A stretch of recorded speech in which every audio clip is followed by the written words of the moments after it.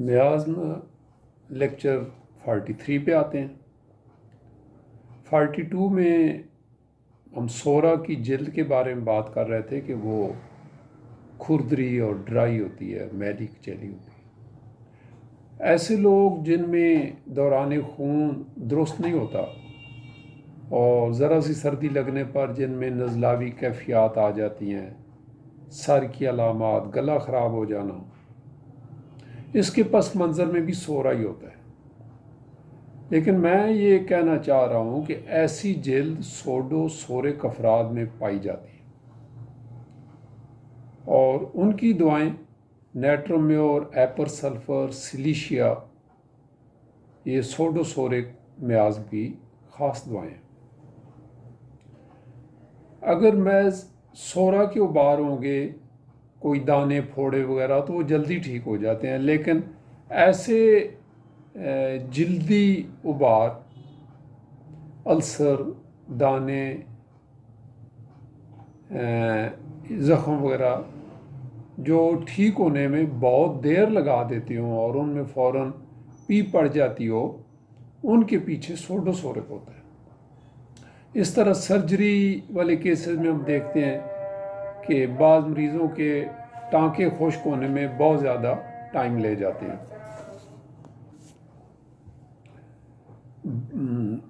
اور مریض کے ٹانکے خشک ہونے میں بہت زیادہ ٹائم لے جاتے ہیں اور اس میں پس پڑ جاتے ہیں۔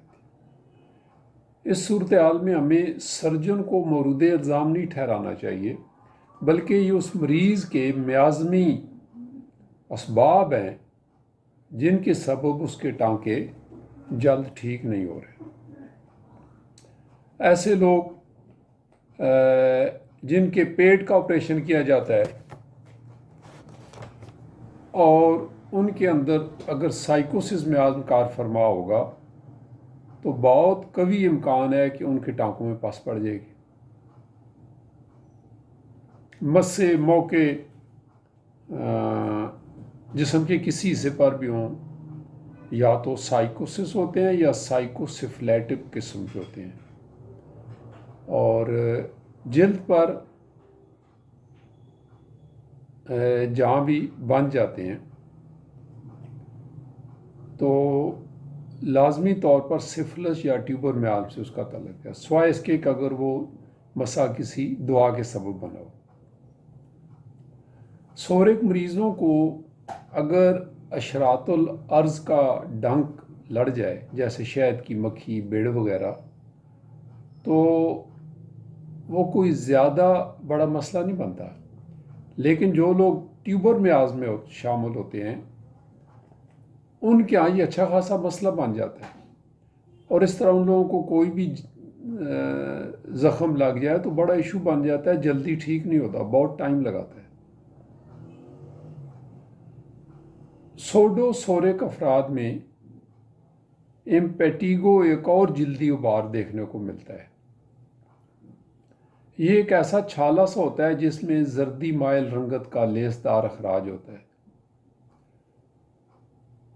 اور جلد پر کسی قسم کا بھی ابار آنا، ایرپشن ہونی، اس بات کی نشانی ہے کہ یہ میازم کے سبب ہوا ہے، ورنہ ایک نارمل صحت مند جسم جلد پر کسی قسم کے ابار ظاہر نہیں کرتا، اور جب بھی یہ ابار آتے ہیں محض سورا کے سبب نہیں آتے، ہم پہلے بھی کہہ چکے ہیں۔ اگر محض سورا ہوگا تو ابار نہیں آئیں گے، اور سورا ہوگا تو اس کا مطلب ہے کہ دوسرے دو میازم کے ساتھ ان کا رابطہ ہے، جس کے نتیجے میں یہ جلدی ابار آیا ہے۔ ایسے ابار جس میں تینوں میازم کار فرما ہوں وہ عام طور پر لا علاج ہوتے ہیں۔ ہم کئی ایسے مریضوں میں جن کی جلد شفاف اور ملائم ہوتی ہے وہاں ہم ٹیومر دیکھتے ہیں، سادہ یا مولک، کسی قسم کی بھی نیچر کا ہو تو وہاں پر ٹیوبر میازم کے سبب ہوتا ہے۔ لیپرسی یعنی کوڑ جس کو کہتے ہیں، اس میں ہم دیکھتے ہیں کہ اس کی بنیاد ٹیوبر میازم ہے جو بہت تباہی لاتا ہے، اور ایک ٹیمپرامنٹ ہوتا ہے جسے ہم لمفیٹک ٹیمپرامنٹ کہتے ہیں، لمفاوی مادے جیسا۔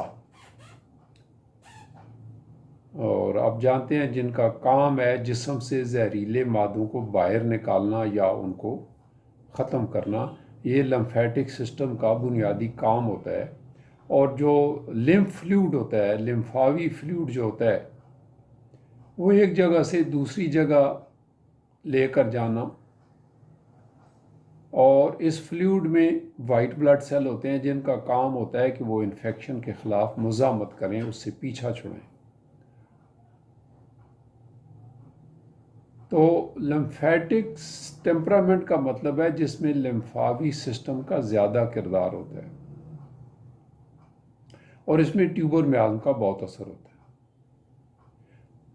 ہم دیکھتے ہیں کہ عام طور پر 40 سال کی عمر کے بعد زیادہ جو خطرناک اثرات ہیں سامنے آنا شروع ہوتے ہیں، اور یہی ٹیمپرامنٹ ہے جس میں ہمیں جنسی بیماریاں زیادہ نظر آتی ہیں، یعنی سوزاک اور سفلس، اور یہی وہ مزاج ہے کہ جس میں غدودوں کی بیماریاں بھی دیکھنے میں آتی ہیں۔ اب ٹیوبر مزاج میں ہم دیکھتے ہیں کہ سفلس یا گنوریا کو اس سے الگ کرنا بہت مشکل ہوتا ہے۔ یہی وجہ ہے کہ اس میں جو بیماریاں آتی ہیں وہ طویل ترین ہوتی ہیں، اور ان کا علاج بھی بہت صبر آزما ہوتا ہے، اور اسی سسٹم میں بیماری ایک سے دوسری شکل میں ایک سے دوسری جگہ تبدیل ہوتی رہتی ہے۔ یہی ٹیوبرکلوز مزاج ہے جس سے ہماری بیماریاں بھی پیچیدہ ہو جاتی ہیں اور ان کا علاج بھی مشکل ہوتا ہے۔ جتنے ریشہ دار گومڑ ہوتے ہیں، فائبرس گروتھ، ان میں سارے میاز موجود ہوتے ہیں،